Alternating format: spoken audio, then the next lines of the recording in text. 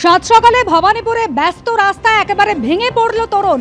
আর সরাসরি আপনাদের ঘটনাস্থলের দিকে নিয়ে যায় আমাদের প্রতিনিধি আবির দত্ত রয়েছেন আমাদের সঙ্গে। আবির, কিভাবে ভেঙে পড়লো এই তোরণ? কেউ কি আহত হয়েছেন? দেখো, তোমাকে শুরুতেই ছবিটা দেখাবো। আমরা দাঁড়িয়ে রয়েছি ভবানীপুরে এবং ভবানীপুরের এই দেবেন্দ্র ঘোষ রোড। সেখানে ইতিমধ্যে এই যে জায়গার সামনে আমরা দেখতে পাচ্ছি, অভিজিৎ দত্ত আমার ক্যামেরা পার্সন দেখাচ্ছে, এই জায়গাতেই শতাব্দী প্রাচীন একটি তোরণ ছিল। সেই তোরণটি হঠাৎ করেই ভেঙে পড়ে। সকাল 7টা নাগাদ এই তোরণ যখন ভেঙে পড়ে, তারপর এখানে খবর দেওয়া হয় পুলিশকে। পুলিশ, কলকাতা পুরসভার এবং কলকাতা পুলিশের ডিএমজি তারাও এসে পৌঁছন। ইতিমধ্যে দেখা যাচ্ছে যে এই যে তোরণের অংশ সেগুলো এখানে পড়ে রয়েছে।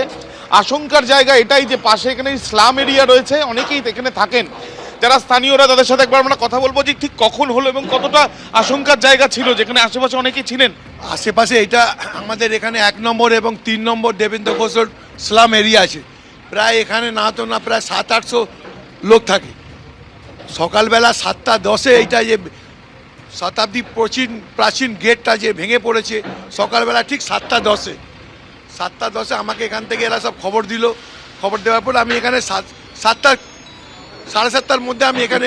কেন ভাঙলো? বৃষ্টি নেই, কিচ্ছু নেই, কিন্তু পুরনো দেওয়াল 25 ইঞ্চি দেওয়াল, 25 ইঞ্চির ওপরে যে তরুণটা ছিল ওইটাও 25 ইঞ্চি ছিল, ক্র্যাক হয়ে গেছিলো। এখান থেকে যাওয়া আসা গাড়ি করে হতে হতে ভাইব্রেশনে ভেঙেছে। ঠিক আছে, কিছুদিন হ্যাঁ, ওটাও রিপেয়ার করেছিল ওরা, কিন্তু থাকে নাকি এত বড় গেট কখনো। বিধানসভা ভোটের আগে এবার পরিবর্তন যাত্রা বের করতে চলেছে বিজেপি। আগামী 1 মার্চ রাজ্যের 9 জেলার 9 জায়গা থেকে পরিবর্তন যাত্রা বের হবে। সূত্রের খবর 5 বা 6 মার্চ কোচবিহারে পরিবর্তন যাত্রায় যোগ দেবেন নরেন্দ্র মোদী। শেষে ব্রিগেডের সভাও করবে গেরুয়া শিবির। সেখানেও মূল বক্তা প্রধানমন্ত্রী। যদিও এই কর্মসূচিকে গুরুত্ব দিতে নারাজ তৃণমূল কংগ্রেস। ভোটমুখী পশ্চিমবঙ্গে নতুন কর্মসূচি নিয়ে ময়দানে নামছে বিজেপি। পরিবর্তন যাত্রা। মার্চের প্রথম সপ্তাহে বিধানসভা ভোটের দিনক্ষণ ঘোষণা হতে পারে বলে সূত্রের খবর। আর মার্চের শুরুতেই বিজেপিও এ রাজ্যে পরিবর্তন যাত্রা শুরু করতে চলেছে বলে সূত্রের খবর, যাতে অংশ নিতে রাজ্যে আসবেন নরেন্দ্র মোদী। ভোট আসতেই বিজেপি আঁকড়ে ধরল তাদের বহু পুরনো পরীক্ষিত অস্ত্র রথযাত্রা। যদিও এবার তার পোশাকি নাম রাখা হয়েছে পরিবর্তন যাত্রা। বিজেপি সূত্রে খবর, 1 ও 2 মার্চ রাজ্যের 9 জেলার 9টি প্রান্ত থেকে শুরু হবে এই কর্মসূচি।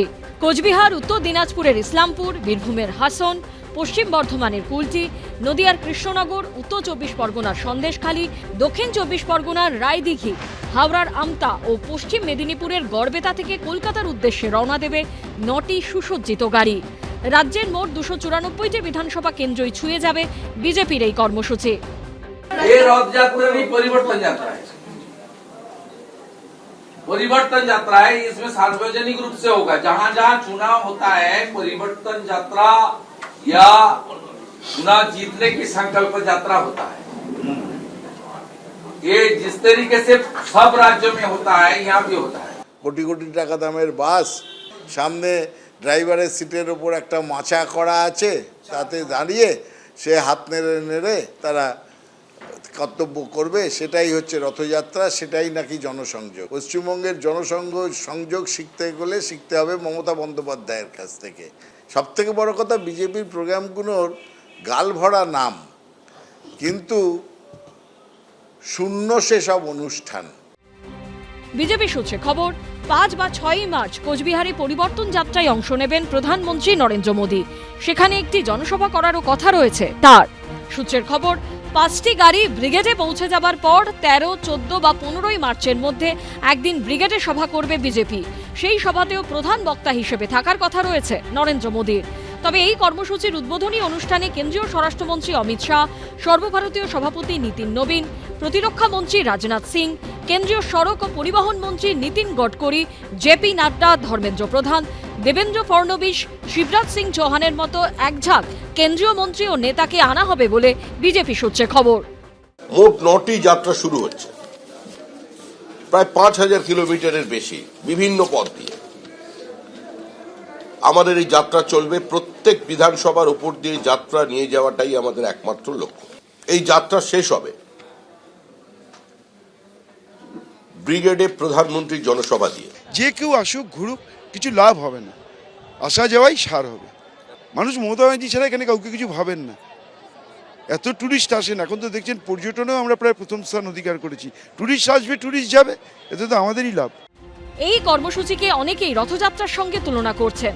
অতীতে দেশের ক্ষেত্রে বিজেপিকে বিপুল ডিভিডেন্ড দিয়েছে রথযাত্রা। লালকৃষ্ণ আডবাণীর রথযাত্রায় ভর করে 1989 সালে বিজেপি সাংসদ সংখ্যা 2 থেকে 1 লাফে বেড়ে হয় 85। এর আগে এ রাজ্যেও রথযাত্রার মতো কর্মসূচি নিয়েছিল বিজেপি। 2019-এর লোকসভা ভোটের আগে রাজ্যের 3 জায়গা থেকে যাত্রা শুরু করে তারা।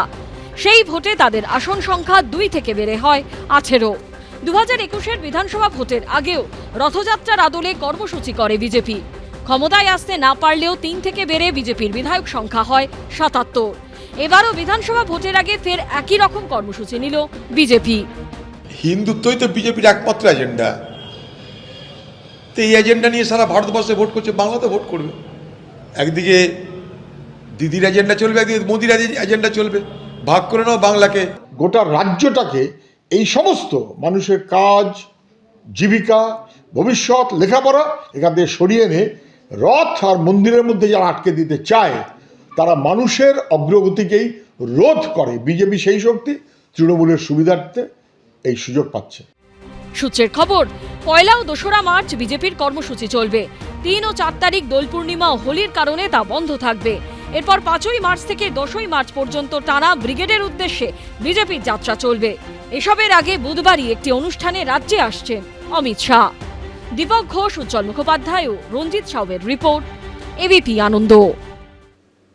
কেউ MBA পাস, কেউ বিটেক, কিন্তু এখনও চাকরি মেলেনি। তাই বেকার ভাতার লাইনেই দাঁড়াতে হচ্ছে বহু যুবক যুবতীকে।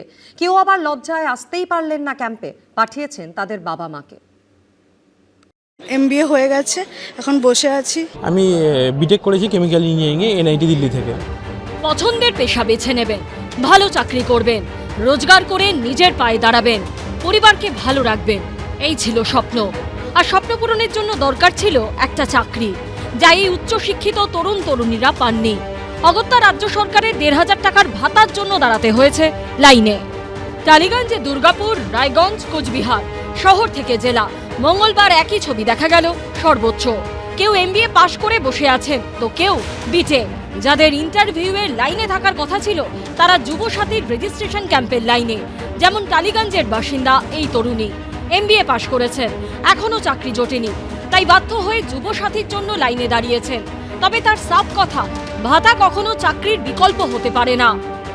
MBA হয়ে গেছে, এখন বসে আছি। এটা চাকরির বিকল্প হতে পারে এই ভাতা?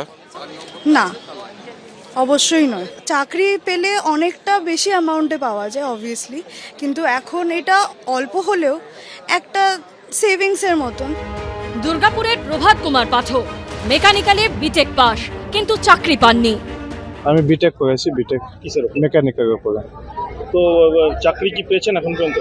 এখন অবধি সেরকম চাকরি আমি পাইনি। রাজ্যে কি চাকরির অভাব আছে? রাজ্যে তো এখন চাকরির অভাব আছে, তো আমরা পাচ্ছি না। যুবসাথীর ফর্ম তুলতে এসেছি, দেখছি মমতা দিদি খুব ভালো মতো একটা ব্যবস্থা করে দিয়েছেন, ভালোই একটা পাওয়া যাচ্ছে আর কি। এমনও অনেকে আছেন যারা লজ্জায় নিজে আসতে পারেননি, পাঠিয়েছেন বাবা মাকে। যে ছবি ধরা পড়েছে টালিগঞ্জের রানীকুঠিতে। কেউ কেউ লজ্জায় মুখ লুকোচ্ছেন, আবার কেউ কেউ নিজে না এসে অভিভাবকদের পাঠাচ্ছেন। যুবসাথীর এই যে ফর্ম সংগ্রহকে ঘিরে এমন নানা ছবি উঠে আসছে আনাচে কানাচে। আমার ছেলের জন্য এসেছি। ছেলে মাস্টার ফার্মাসি করেছে, ফার্মা করেছে। না, লজ্জাই পাচ্ছে। আমি লাগিয়ে দিয়েছি, যখন একদম কাছে যাবো তখন ওকে ডেকে নিয়ে আসবো। কোথায় চাকরি বুঝতে পারছেন তো কি অবস্থা, চাকরি চাই দেখে ইন্টারভিউ দিয়েও তো হচ্ছে না। ছেলেদের জন্য লজ্জা পায়, লজ্জা পায়, এত লোকের মধ্যে আসবে না, এমনি আমাকে দিয়ে চলে গেছে। এই লজ্জা কি কোনোদিন ঘুচবে? কৃষ্ণেন্দু অধিকারী, সুদীপ চক্রবর্তী ও শুভেন্দু ভট্টাচার্যের রিপোর্ট, এবিপি আনন্দ। এবিপি আনন্দ, এগিয়ে থাকে, এগিয়ে রাখে।